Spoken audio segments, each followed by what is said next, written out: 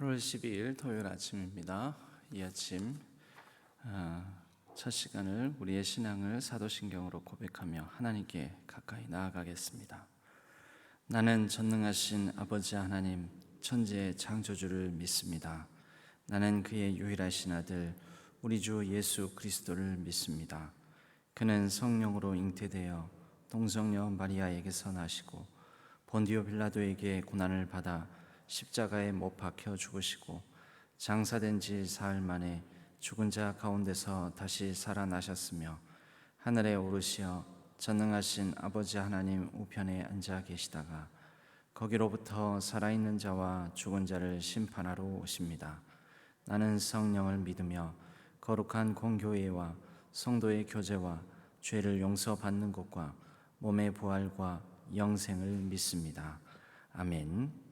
우리 찬송가 288장 함께 찬양하겠습니다.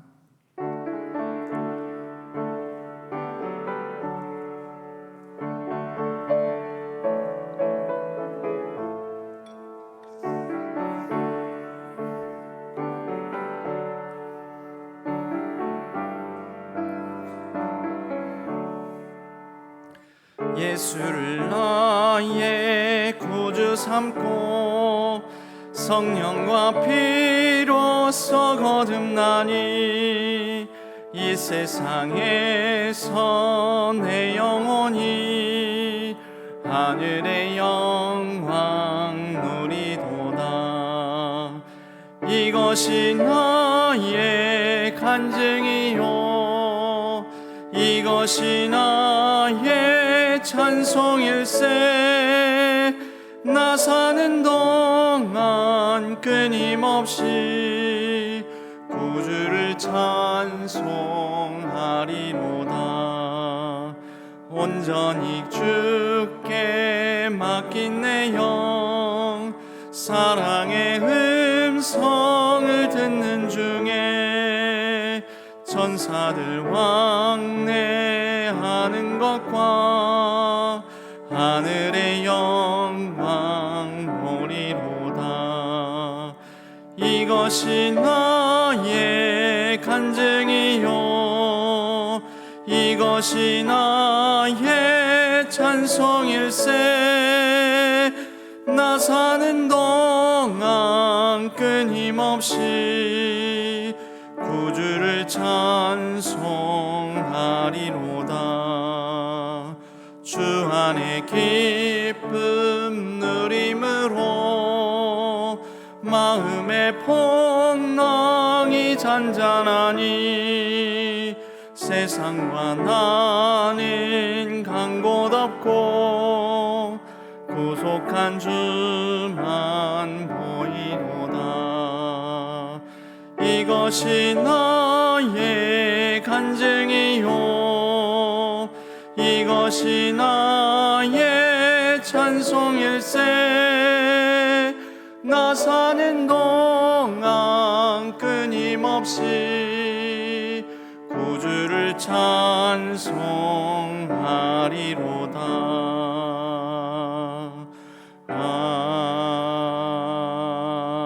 아멘.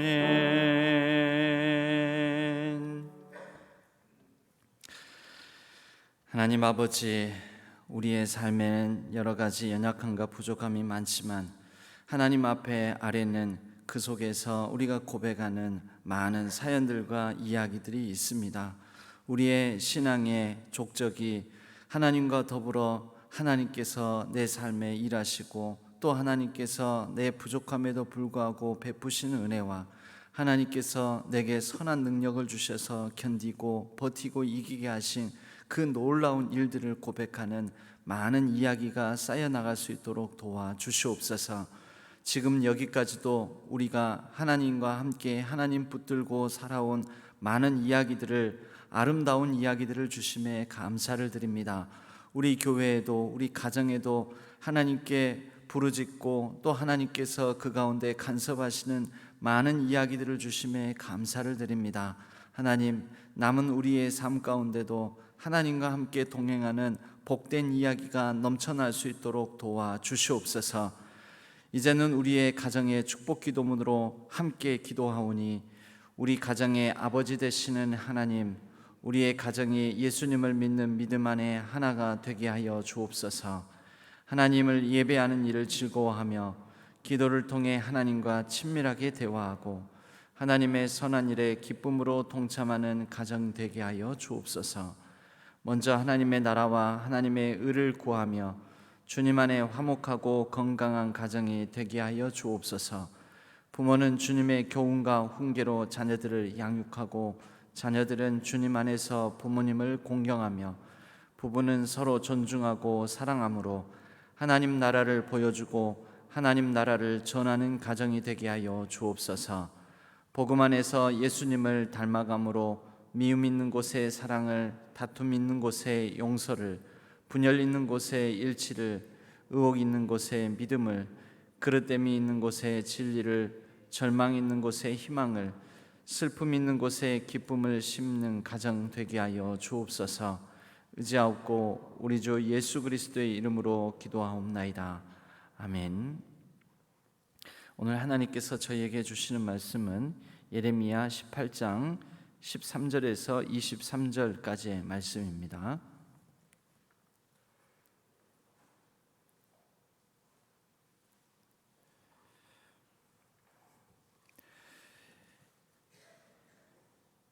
예레미야 18장 13절에서 23절까지의 말씀을 교독하도록 하겠습니다. 그러므로 여호와께서 이와 같이 말씀하시니라. 너희는 누가 이러한 일을 들었는지 여러 나라 가운데 물어보라. 처녀 이스라엘이 심히 가증한 일을 행하였도다.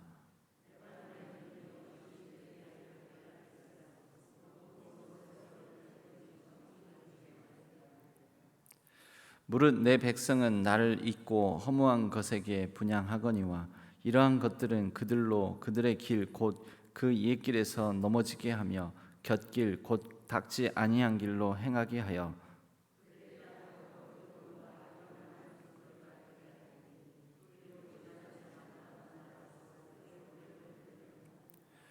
내가 그들을 그들의 원수 앞에서 흩어버리기를 동풍으로 함같이 할 것이며 그들의 재난의 날에는 내가 그들에게 등을 보이고 얼굴을 보이지 아니하리라.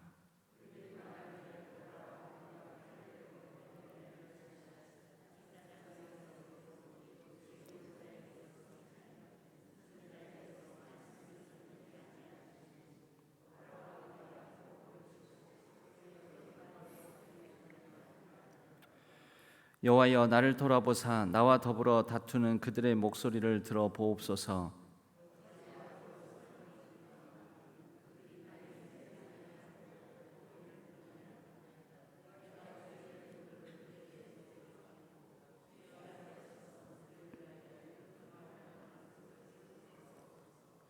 그러하온즉 그들의 자녀를 기근에 내어주시며 그들을 칼의 세력에 넘기시며 그들의 아내들은 자녀를 잃고 과부가 되며 그 장정은 죽음을 당하며 그 청년은 전장에서 칼을 맞게 하시며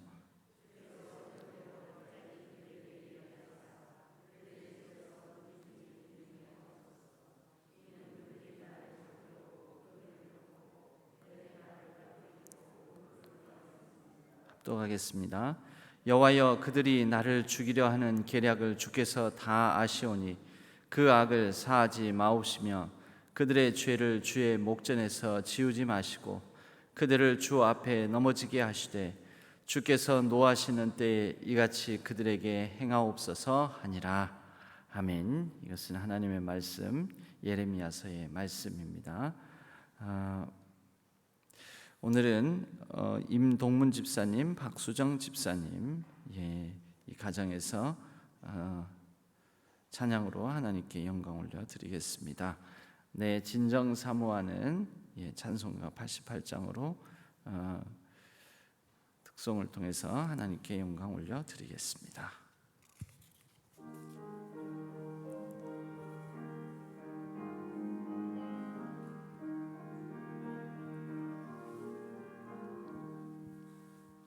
내 진정 사모하는 친구가 되시는 구주 예수님은 아름다워라. 산 밑에 백합하여 빛나는 새벽별, 주님 영원할 길 아주 없도다. 내 맘이 아플 적에 큰 위로 되시며 나 외로울 때 좋은 친구라. 주는 저 산 밑에 백합 빛나는 새벽별, 이 땅 위에 비길 것이 없도다. 내 맘의 모든 염려 이 세상 고락도 주님 항상 같이 하여 주시고, 시험을 당할 때에 악마의 계교를 즉시 물리치사 나를 지키네. 온 세상 날 버려도 주 예수 안 버려 끝까지 나를 돌아보시니, 주는 저 산 밑에 백합 빛나는 새벽별, 이 땅 위에 비길 것이 없도다.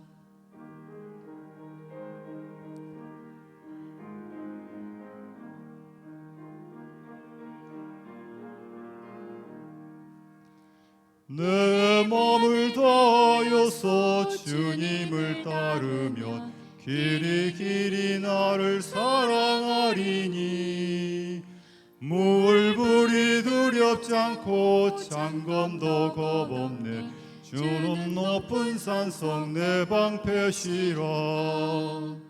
내 영혼 먹이시는 그 은혜 누리고 나 친히 주를 뵙기 원하네. 주는 저 산 밑에 백합 빛나는 새벽별, 이 땅 위에 비길 것이 없도다. 아멘. 감사합니다. 우리 임동문 집사님은 이번에 여러분들께서 예한수 집사로 택해 주셔서 지금 비택 교육을 받고 계십니다. 무안 한국가스공사 무안 쪽에서 일을 하시다가 지금은 광주 쪽 평동공단 쪽으로 이제 옮기셔서 이곳에서 일하고 계시는데, 우리 임동문 집사님이 일이 옮기셔서 좀 힘드신가 봅니다. 그래서 위에서 이 불면증 증세가 좀 있다고 하시는데 호전될 수 있도록 위에서 기도해 주시면 감사하겠고, 또 두 딸 임지민, 임주아, 임지민은 올해 이제 대학에 입학해서 대학교 생활을 하고 있는데 자신의 목표를 위해서 노력하면서 나아갈 수 있도록, 또 우리 임주아는 이제 고등학생이 되어서 학업에 매진하고 있는데 이 두 딸 자녀를 위해서 기도해 주시면 감사하겠다라는 기도 부탁을 남기셨습니다. 우리 박수정 집사님은 또 소방 감리의 일을 하면서 직장 생활을 하고 있는데 또 이 가정을 위해서 하나님의 은혜 가운데 복된 가정 이루며 또 하나님의 뜻을 잘 받들어가는 가정 될 수 있도록 위에서 기도해 주시면 감사하겠습니다. 오늘 말씀 나누겠습니다. 오늘 말씀은 죽을 것 같은 위기에서 사는 법이라는 제목으로 함께 말씀을 나누겠습니다. 오늘 말씀은 이제 하나님 편에서 보자면 뭐 예언서가 거의 그렇지 않습니까? 하나님 편에서 보자면 하나님 말을 너무 듣지 않는 백성을 향해서 하나님께서 그들을 벌하시겠다, 이대로 내버려 두지 않겠다, 하나님께서 반복적으로 하시는 말씀이시죠. 그런데 이 예레미야서 18장에는 이 토기장이에 대한 이제 말씀이 나옵니다. 그래서 서두를 토기장이가 이제 토기장인을 흙을 빚어서 이렇게 그릇을 만들어 가지 않습니까? 그런데 이 그릇이 이렇게 잘못되고 또 이게 어디가 흠집이 나고 뭐 금이 가고 그러면 깨버립니다. 도자기는 굽다가 굽는 과정에서 또 온도를 이기지 못하고 그 뒤틀리고 그렇게 되면 그 그릇은 깨버리기 마련인데, 하나님께서 이 토기장이, 나는 토기장이다, 하나님은 토기장이 되시는데, 토기장이 되신 그분께서 이 토기장이라는 이 비유를 통해 뜻을 돌이키셔서, 하나님께서 뜻을 돌이킬 때는 하나님께서 악한 사람을 벌해야지라는 생각을 하셨는데, 그 악한 자들이 회개하고 돌이키면 하나님도 뜻을 돌이켜서 그들을 벌하지 아니하고 그들을 다시 살려주시고 회복시켜 주시고, 그런데 이 사람들은 내가 복을 내려야지 했는데, 복을 내려야 되겠다, 내가 복된 존재로 이들을 삼아야 되겠다 하는데, 그들이 그 복된 하나님의 복을 받기에 전혀 합당치 않게 살아가게 되면 하나님께서 복을 내리시겠다고 하는 하나님의 뜻을 돌이키신다라는 것입니다. 이거 가만 보면 하나님께서 주권 가운데, 하나님은 하나님의 주권을 가지고 행하시지 않습니까? 그런데 하나님께서 주권 가운데 사람들, 이 인생에 개입하시고 하나님의 주권 가운데 세계 속에서 일하시는 분인데, 사람의 행위, 사람의 반응, 사람들이 과연 하나님 보시기에 어떻게 행하는가, 그 사람들의 하나님의 뜻을 향한 사람들의 반응에 따라서 하나님도 반응하신다라는 그런 아주 특별한 말씀을 전해 주십니다. 하나님은 하나님 뜻대로, 하나님 마음대로 하실 수 있는 분이지만, 하나님 말씀에, 하나님의 뜻에 어떻게 인간이 반응하는 그 여부에 따라서 하나님도 뜻을 재앙을 내리려다가도 그 재앙을 바꾸어서 복을 내리시고, 복을 내리시려 하다가도 이 복을 바꾸어 하나님께서 화를 내리시기도 한다라는 그런 말씀인 거죠. 이것은 하나님께서 원래 복을 내리시겠다, 복이 될지라 아브라함에게 주신 약속 아닙니까? 그 자손, 그 후손들에게 하나님께서 복된 민족을 삼아 그 민족으로 하여금 많은 민족이 복을 받게 하실 것이다. 이게 아브라함을 부르시면서 약속하신 하나님의 이 아브라함에게 주신 언약이십니다. 그리고 그 언약은 결국 시내산 언약으로 이어지게 되고, 시내산 언약은 곧 나중에 다윗 언약으로 이어지게 되고, 그래서 뭐 다 그 약속들이 그렇지 않습니까? 아브라함에게는 너를 축복하는 자에게는 내가 복을 내리고 너를 저주하는 자에게는 내가 저주하리니, 땅의 모든 민족이 너로 말미암아 복을 받을 것이다. 그게 아브라함 언약인데요. 그런데 이 언약의 이 연속성상에 있는 게 바로 구약의 시내산 언약부터 다윗 언약까지 이어지는 거죠. 내 왕위를 영원히 경고하게 하리라, 이 다윗 언약입니다. 그 왕위를 경고하겠다는 것은 유다 왕국, 그 왕국을 하나님께서 복되게 하시겠다라는 거죠.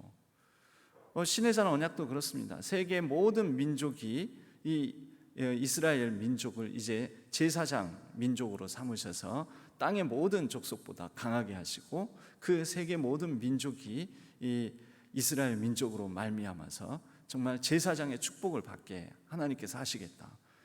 여러분, 이것을 붙들고 하나님께서 하신 약속이니까 믿음이 없는 게 아니죠. 믿음이 변질되고 믿음이 왜곡돼서 문제인기를 하는데, 유다 백성들이 믿음이 아예 없는 것은 아닙니다.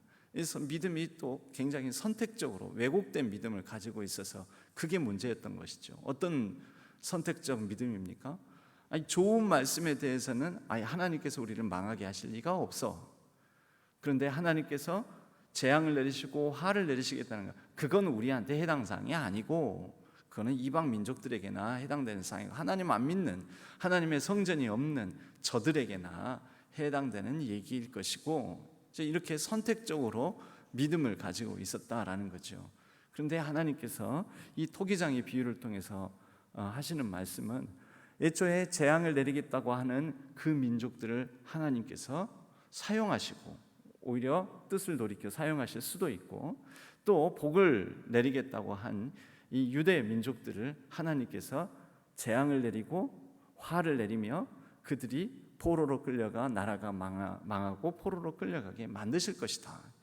이제 이 역전되는 이야기, 결국 이것이 하나님께서 유대 민족은 영원히 그대로 승승장구하고 번성하고 견고하고 그렇게 놔두는 것이 아니라 하나님의 주권 가운데서 이 유대 백성들을 망하게도 할 것이며 또 다른 민족을 흥왕하게 하셔서 다른 민족을 통해서 유대 민족을 벌하는 어떤 도구로 사용하실 수도 있다라는 말씀을 하시는 겁니다. 오늘은 그 말씀에 이어서 그래서 이제 이 유대 백성들이 어떤 일을 당하게 될지에 대해서 그 유대 백성들이 하나님께 불순종하고 하나님의 뜻을 따르지 않은 것에 따르는 그 결과를 이렇게 비유적으로 표현합니다. 14절에 보면요, 레바논의 눈이 어찌 들의 바위를 떠나겠으며 먼 곳에서 흘러내리는 찬물이 어찌 마르겠느냐. 이것은 이제 이 이스라엘 유대 지형을 우리가 이해를 하고 봐야 되는데요. 레바논의 물은 뭐냐면 이 이스라엘 북쪽에 큰 산이 있습니다. 해발 3,000m가 넘는, 그래서 만년설이 있는 그런 산이 있습니다. 헤르몬산이죠. 헐몬산이라고도 하고 헤르몬산이라고도 합니다. 헤르몬산에서 이 만년설이라고 해서 전혀 녹지 않는 건 아니죠. 위에는 쌓이면서 얼고 그러나 밑에 쪽에는 또 녹으면서 그게 물이 되어서 아래로 흘러가게 된다는 거죠. 눈은 우리가 보이지 않지만은 상당히 많은 양이 녹고 그러나 눈에 보이지 않게끔 땅으로 스며듭니다. 땅으로 스며들어서 그것이 아래쪽에서 솟아나게 되는 거죠. 이 제주도에 가면 용출수를 보지 않습니까? 이 땅으로 산 위에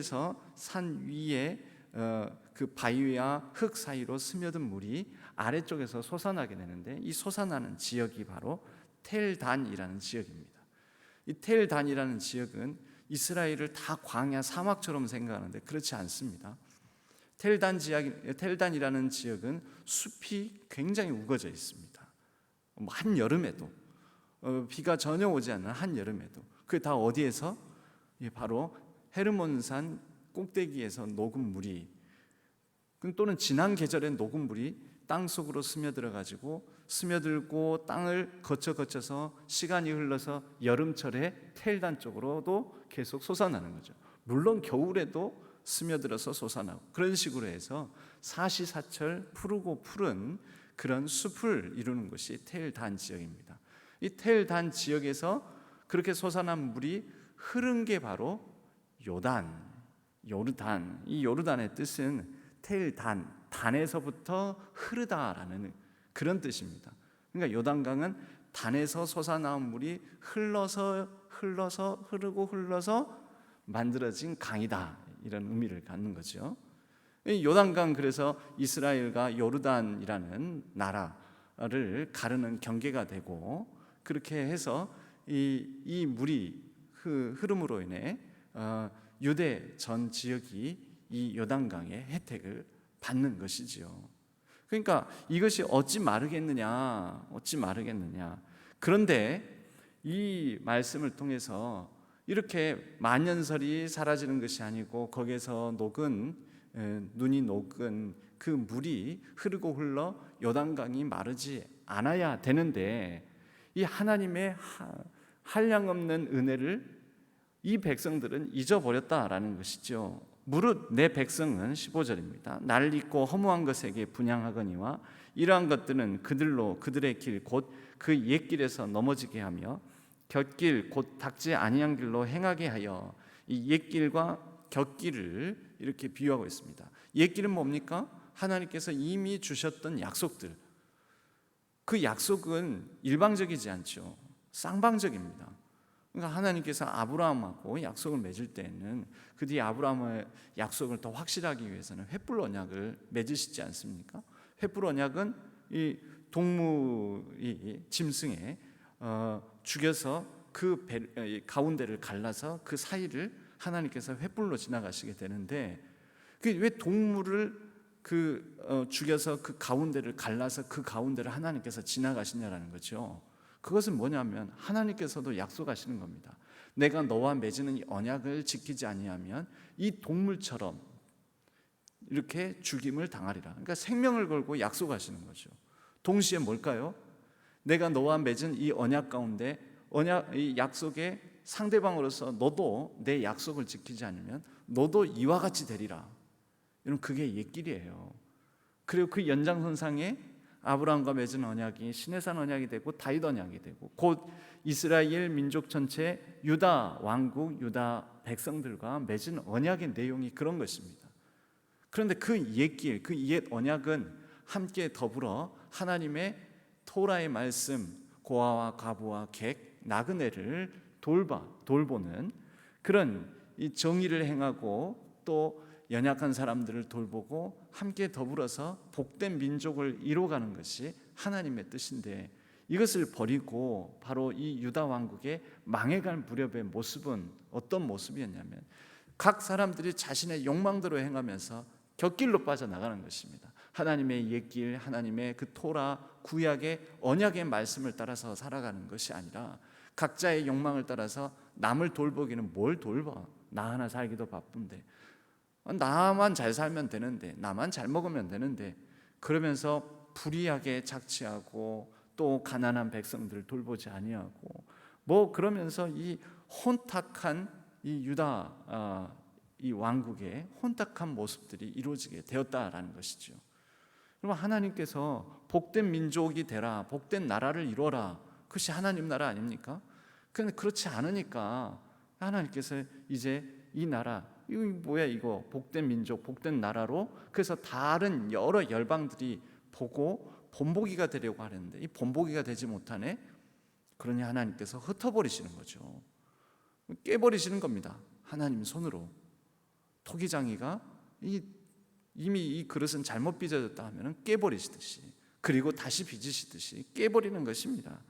그래서 옛길에서 넘어지게 하며 곁길 곧 닦지 아니한 길로 행하게 하여, 이렇게 되니 하나님께서 그들을 향하여서 어떻게 흩으시느냐. 17절, 그들의 원수 앞에서 흩어버리기를 동풍으로 함같이. 이 이스라엘 지형에 대한 이해가 필요합니다. 동풍은 이스라엘의 동쪽은 어디냐면요, 그 아라비아, 즉 지금 사우디아라비아 지역, 그쪽 아라비아의 사막을 말합니다. 이 사막으로부터 불어오는 바람은 어떤 바람이 불겠습니까? 매우 건조하고 뜨거운 바람. 그래서 이 성경의 동풍이라 함은 매우 건조하고 뜨거운 바람을 얘기를 합니다. 동풍으로 함같이 할 것이며 이 건조하고 뜨거운 바람이 불고, 또 동쪽으로부터 보통 이것은 하나의 세력을 의미하기도 합니다. 이스라엘의 동쪽에서는 누가 옵니까? 보통 메소포타미아의 강력한 제국들이 말이 달려오면은, 우리도 차가 빠르게 지나가면 어떻게 됩니까? 바람이 휑하고 불지요.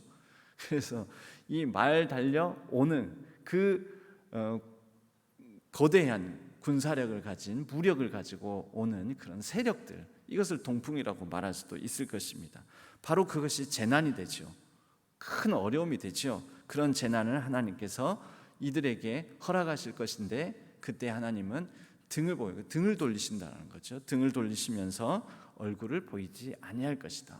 이게 바로 유다 백성들의 잘못된 행위, 옛길을 버리고 곁길로 가는 그런 모습들에 대한 하나님께서 예비하신 그런 결과라는 것입니다. 여러분, 이런 상황 속에서 문제는 예레미야입니다. 예언자는 늘 하나님의 돌이키라라는 호소를 눈물로 호소하기도 하고, 핍박을 받으면서도 이러면은 망한다고, 이러면 잘못될 것이라고 자꾸 하는 존재 아닙니까? 그런데 이렇게 말을 듣지 않음으로 인해서 그 행위의 결과를 유다 백성들이 당하는 거지만, 여러분, 이럴 때 이 예언자 예레미야도 굉장히 큰 괴로움에 빠지게 되는 것입니다. 얼마나 마음이 힘들겠습니까? 그런데 실제적으로 더 힘든 일이 생기게 되는 것입니다. 그건 뭐냐면, 예레미야가 너희들 이러면은 그 행위의 결과 이렇게 큰 재앙을 만날 거야 라는 얘기를 하니까 듣기를 좋아할 리가 없죠. 유대 백성들이 듣기를 좋아할 리가 없습니다. 뭐 웃기는 소리 하고 있어. 하나님께서 우리를 복된 존재로, 복된 민족으로, 복된 나라로 삼아주신다고 했는데 네가 뭔데 우리가 망한다고 하고, 네가 뭔데 우리가 재앙을 당할 거라고 하고, 화를 입어서 막 다 흩어져서 포로로 끌려갈 것이라고 하고 그러느냐. 그럼 그 다음 말씀에 보면은 그들이 말하기를 오라 우리가 꾀를 내어 예레미야를 치자. 듣기 싫은 얘기만 하니까요. 제사장에게서 율법이, 지혜로운 자에게서 책량이, 선지자에게서 말씀이 끊어지지 아니할 것이니. 무슨 얘기입니까? 예레미야만 제사장이냐? 예레미야 아니고도 제사장 있고, 예레미야 아니고도 지혜로운 자 있고, 예레미야 아니고도 선지자 있다. 그런데 우리 주변에 있는 제사장, 선지자, 예언자, 뭐 이런 지혜로운 사람들이 좋은 말 하던데, 잘 될 거라고, 복될 거라고, 아유 그래도 괜찮다고. 우리나라는 하나님께서 붙드시니 영원히 견고하여 망하지 않을 것이라고 좋은 말 할 사람들 많이 있는데, 우리가 예레미야의 얘기를 들을 이유가 뭐 있냐? 저는 쓸데없는, 정말 이 복되지 못한 얘기를 하는 저런 예언자는 우리에게 필요 없다. 죽여버리자. 그러는 것이죠. 그래서 오라 우리가 혀로 그를 치고 그의 어떤 말에도 주의하지 말자라고 백성들이, 유대 백성들이 얘기를 하는 것입니다.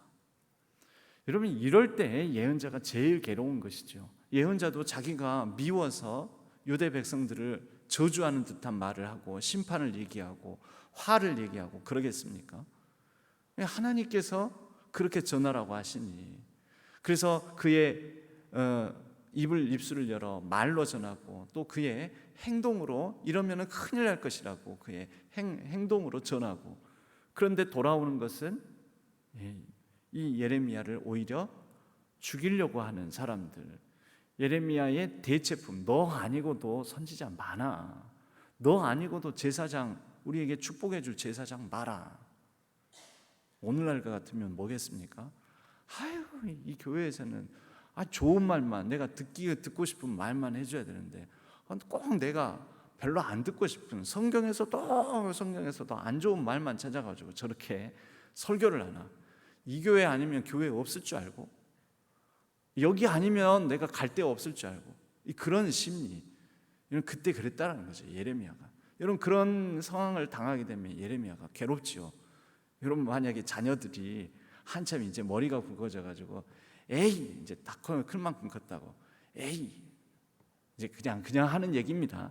에이 이 집안 아니면 내가 어디 갈 데가 없을 줄 알고, 그러고 집을 나가는 거예요. 그게 불행인 거죠. 그러니까 집에서 야단 좀 맞고 쓴소리 좀 듣고 좀 힘들다고 해서 그냥 막 나가버리는 거예요.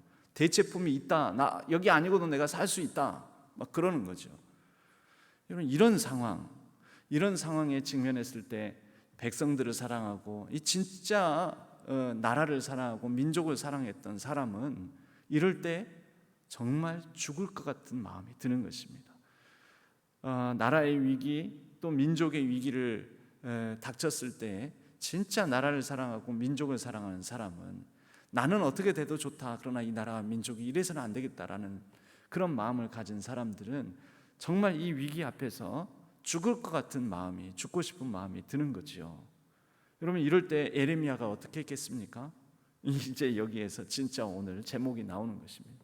죽을 것 같은 이런 위기 상황에서 예레미야가 오히려 이 분을 못 이겨서 억울해서, 자기는 하나님의 뜻에 따라서 전했을 뿐인데 사람들이 자기를 버리고 막 죽이려고, 심지어 죽이려고까지 하고 그러면 너무 괴롭잖아요. 그래서 예레미야가 어떻게 했냐면 그 다음 말씀부터 나옵니다. 19절, 여호와여 나를 돌아보사. 여호와여 나를 돌아보사. 그런 거 보면은 여호와, 하나님 앞에 간 거죠. 그리고 다투는 그들의 목소리를 들어보옵소서. 뭐 하는 겁니까? 하나님께 탄원하는 것입니다. 하나님 앞에서 탄식하는 것입니다. 그런데 그 내용을 보면 이게 진짜 하나님의 예언자, 신실한 사람 맞나 싶은 그런 저주가 막 쏟아져 나옵니다. 20절, 어찌 악으로 선을 갚으리까마는, 그러니까 이제 악한 마음으로 이 백성들을 향하여서 갚고 싶다라는 거죠. 악으로 선을 갚으리까마는 갚아요. 지금 그들이 나의 생명을 해하려고 구덩이를 팠나이다. 내가 주의 본노를 그들에게서 돌이키려 하고 주의 앞에 서서 그들을 위하여 유익한 말을 한 것을 기억하옵소서. 예레미야는 그렇게 했다라는 거죠. 그러하온즉 나는 그렇게 했는데 돌아오는 것은 그들로부터의 냉대와 죽이려고 하는 이 핍박과, 그리고 내 마음에 남은 한숨과 억울함과 분노밖에 없사오니. 21절, 그들의 자녀를 기근에 내어주시며 그들을 칼의 세력에 넘기시며 그들의 아내들은 자녀를 잃고 과부가 되고 그 장정은 죽음을 당하며 그 청년은 전장에서 칼을 맞게 하시며 주께서 군대로 갑자기 그들에게 이르게 하사 그들의 집에서 부르짖음. 어떤 부르짖음이겠습니까? 군대가 이르렀으니 그 집안에 폐가 망신한 얘기들, 그래서 통곡, 슬픔, 애곡이 막 넘쳐나겠죠. 그렇게 해달라라는 것입니다. 하나님 앞에서. 여러분, 이게 예레미야 예언자가 할 얘기입니까? 그 뒤에 이는 그들이 나를 잡으려고 구덩이를 팠고 내 발을 빠뜨리려고 올무를 놓았음이니이다. 예레미야가 당한 게 많다라는 거죠. 이렇게 이 억하심정이 있는 것입니다. 23절 여호와여 그들이 나를 죽이려 하는 계략을 주께서 다 하시오니 그 악을 사하지 마옵시며 그들의 죄를 주의 목전에서 지우지 마시고 그들을 주 앞에 넘어지게 하시되 주께서 노하시는 때에 이같이 그들에게 행하옵소서. 지금 무슨 얘기하고 있습니까? 하나님, 쟤네들 가만히 놔두지 말고요, 쟤네들 혼내주시고요, 심지어 그 가정들을 하나하나, 자녀, 아내, 그리고 그 남편, 장정, 그리고 그 집안의 청년들에 이르기까지 하나하나 구체적으로 골라가면서 저주를 퍼붓습니다. 여러분, 이게 예언자가 할 짓입니까? 이게 경건해 보입니까? 이게 거룩해 보입니까? 이게 건강해 보입니까? 그런데 성경은 우리에게 이럴 수 있다, 이래도 괜찮다, 예레미야도 그랬다, 신실한 하나님의 예언자, 선지자도 이렇게 했다, 그래서 우리를 향해서 우리도 그래도 된다라고 말씀하고 있다라는 거죠. 여러분, 이상하지 않습니까? 정말 이래도 됩니까? 조건이 있습니다. 조건이, 죽을 것 같은 그 억울함, 아픔, 분노 있을 때 여호와여 나를 돌아보사, 나와 더불어, 즉 여호와여 나를 돌아보사. 누구 앞에서요? 하나님 앞에서요. 여러분, 이러한 분노를 사람 앞에서 쏟아냈다면, 그래서 그를 핍박하는 그 무리들을 향하여서 그가 내비쳤다면, 그러면 진짜 죽습니다. 그런데 이러한 분노를 하나님 앞에 쏟아 놓았다면 죽을 것 같은 위기에서 죽는 것이 아니라 삽니다. 여러분, 죽을 것 같은 그런 때가 있죠. 우리의 인생에도 아프고 마음 상하고 시리고 눈물 나고 슬프고 억울하고 정말 미칠 것 같은 그런 순간순간들이 많습니다. 그때 건강한 사람은 예레미야처럼 나 죽겠다고, 또 저들도 하나님 내버려 두지 말고 정말 죽여달라고, 저 못된 놈들 다 쓸어버리시라고 얘기하십시오. 단 누구 앞에서요? 하나님 앞에서요. 하나님, 내 마음을 돌아보십시오. 내 마음이 이렇습니다. 내 정직한 심령이 이렇습니다. 하나님 앞에 쏟아내는 한 부작용이 없습니다. 하나님은 우리의 어떤 연약함과 부족함과 더러움과 또 우리의 허물도 다 풀어내어 그것을 빚어 다시 정결케 해주시는 분이십니다. 여러분, 우리에게 있어서 자기 정화는 내 스스로 나를 깨끗게 하는 것이 아닙니다. 의연한 척, 괜찮은 척, 아무렇지도 않은 척, 잘난 척, 건강한 척, 여러분, 그런다고 해서 우리가 정화가 되고 치유가 되는 게 아닙니다. 하나님 앞에는, 하나님 이것 봐요, 썩어 문드러져 가고 있어요. 그래서 환부를 내어놓는, 하나님 앞에 환부를 내어놓을 때, 하나님 이 환부에서 썩은 내가 나요 하고 내 썩은 내를 하나님 앞에 그대로 내어놓고 드리고 맡길 때, 여러분, 그때 하나님께서 시술하시고 수술하시고 집도하셔서 고치신다라는 것입니다. 여러분, 죽을 것 같을 때 살아남는 방법은 다른 어딘가 가서 푸는 게 아닙니다. 다른 누군가에게 쏟아내는 거 아닙니다. 가정에서 어려움을 겪고 참 내가 진짜 힘들다, 마음 아프다, 내가 그렇게 애를 쓰고 내가 그렇게 사랑하고 내가 그렇게 우리 자녀들을 위해서, 또 부부 사이에, 또 가정의 평화를 위해서, 이 가정을 위해서 내가 애쓰고 수고한 것이, 내가 돌아오는 것이 이것뿐인가? 여러분, 힘들 때 많지요. 하나님 앞에 나아가서 그것을 풀고 쏟으십시오. 심지어 여러분 자녀를 향하여서 하나님 앞에서 에레미야식으로 말하자면 이놈의 자식들 하나님 저러다가 싹 망하게 해주십시오 라고도 얘기하십시오. 그래도 괜찮습니다. 하나님이니까요. 여러분 하나님이 내 얘기대로 하신다 하면은 이미 여러분 내가 하나님께 말하고 부르짖는 대로 되지 않죠. 기도한 대로 다 되지는 않잖아요. 마찬가지로 내가 저주한 대로 하나님께서 저주하시지 않습니다. 하나님께서 그렇게 기계적으로 반응하시는 분이 아닙니다. 오히려 그럴 때 내 마음을 돌아보사 내 마음을 만지사 내 마음을 고치십니다. 그것을 그대로 안고 괜찮은 척 의연한 척 하는 것이 내 마음을 썩어 문드러지게 하는 것입니다. 진짜 죽어가게 만드는 것입니다. 정말 죽는 것입니다. 예레미야는 그리하여 이렇게 하나님께 내어놓고 난 다음에 다시 살아납니다. 다시 살아나서 예언자의 그 하나님의 맡기신 사명을 계속해서 감당합니다. 언제까지요? 죽는 날까지. 죽는 날까지 이 예언자의 자리를 떠나지 아니하였고 다시는 내가 하나님의 말씀을 내가 전하지 않겠노라 라고까지도 그는 하나님 앞에서 얘기를 합니다마는 그러나 내 마음의 중심이 불붙는 듯하여 견딜 수가 없다 하면서 그는 다시 하나님께서 살려주시고 만져주시고 고쳐주시고 품어주시는 그 품 안에서 회생하여 하나님의 뜻을 잘 끝까지 감당하는 한 사람이 되었던 것입니다. 우리 사랑하는 신안의 모든 성도님들, 하나님의 그 말씀 위에 견고히 서서 우리가 견고히 선다라는 것이 흔들리지 않는다는 것이 아닙니다. 때로는 하나님 앞에 모든 악하고 더럽고 추하고 분노와 억울함을 다 쏟아낼 줄 아는 것이 건강함입니다. 그리고 그러한 사람만이 진정 우리에게 주신 생명의 날 끝까지 견고하게 설 수 있습니다. 그렇게 하나님 앞에 정직하게 내어놓고 토해내고 그리고 맡기고 의지함으로 견고하게 끝까지 우리의 인생을 붙드시는 하나님과 더불어 믿음으로 우리의 인생을 승리로 이끌어가는 우리 모든 신안의 성도님들 되시기를 주님의 이름으로 간절히 축복합니다. 기도하겠습니다. 하나님 아버지, 죽을 것 같은 그런 순간들이 많습니다.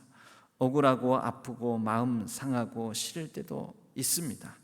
가정에서 또 직장 생활 가운데 우리의 일상 속에서 당하는 일들로 인하여 우리가 마음이 무너지고 정말 더 이상 내가 버틸 수가 없다라고 여겨질 때도 많이 있습니다. 하나님, 괜찮은 척 의연한 척 심지어 하나님 앞에서조차도 우리가 잘난 척 하는 것이 아니라 하나님 앞에서만큼은 정직하게 우리의 억울함과 또 마음속에 있는 분노와 추함과 더러움을 다 그대로 내어놓고 하나님께 내어 맡기고 하나님께 다 토해내고 그리고 하나님께서 그 넓은 품으로 품어주시며 능력의 손으로 싸매주시고 고쳐주시는 그 하나님의 치유의 손길을 경험하게 하여 주옵소서. 그리하여 우리가 다시 죽을 것 같은 그런 마음에서 다시 살리시는 하나님의 능력에 의하여 살아남으로 우리의 주변을 살리는 하나님의 사명자로 소명자로 계속해서 든든히 서서 살아가게 하여 주옵소서. 가정을 세우고 우리 자녀들을 세우며 또 옆에 있는 연약한 사람들을 세우고 또 심지어 나라와 민족을 세우고 교회를 세워나가는 하나님의 신실한 일꾼들이 다 되게 하여 주옵소서. 이제는 가정 아론의 축복 기도문으로 우리의 자녀들의 이름을 넣어 우리가 함께 기도하오니 여호와는 우리 모든 사랑하는 자녀들에게 복을 주시고 우리 모든 사랑하는 자녀들을 지키시기를 원하며 여호와는 그의 얼굴을 우리 모든 사랑하는 자녀들에게 비추사 은혜 베푸시기를 원하며 여호와는 그 얼굴을 우리 모든 사랑하는 이들에게로 향하여 드사 평강 주시기를 원하노라. 아멘.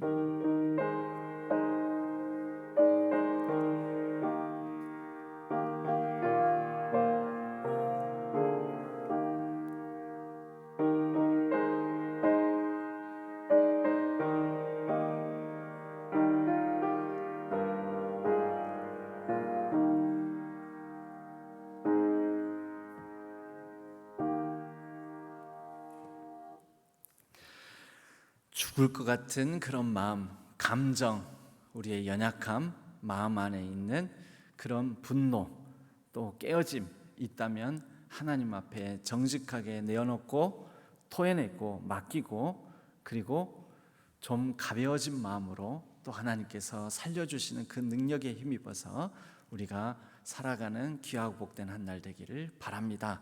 하나님 앞에 자유롭게 우리의 마음을, 또 우리의 간절한 기도 제목을 아뢰고 또 자유롭게 그렇게 기도하시다가 자유롭게 귀가하시도록 하겠습니다. 기도하겠습니다.